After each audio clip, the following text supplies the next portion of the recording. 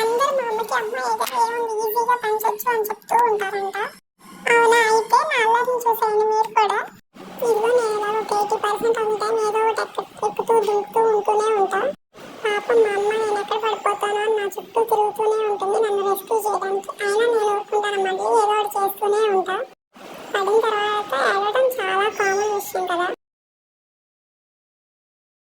నేనేం నాటి కిడ్ కాదు, కొంచెం క్యూరియాసిటీ ఎక్కువ అంతే. మా అమ్మ నా చేయలేదనుకోండి, నా వయసుతో సంబంధం లేని బరువులు మోస్తూ ఉంటా. పాపం మా అమ్మ అరుస్తూనే ఉంటుంది, చేతులు నొప్పడిపోయాను. సరే పోనీ రెస్ట్ తీసుకున్నామని ఇదిగో ఇలా చేస్తూ ఉంటా. దానికి కూడా మా అమ్మ ఒప్పుకోదు, ఎందుకంటే అది ఫ్లోర్ కదా, ఫ్లోర్ మీద ఎలా పడితే అలా పడిపోతానని. ఇదంతా నేను చేసే అల్లరిలో ఒక 1% మాత్రమే. మీ ఇంట్లో పిల్లలు ఎవరైనా ఇలానే చేస్తూ ఉంటారా? క్యూట్ క్యూట్గా ముద్దు ముద్దుగా. నేనే నాటి కిడ్స్ కాదు, కొంచెం క్యూరియాసిటీ ఎక్కువ అంతే. ఈ అల్లరంతా 1% మాత్రమే.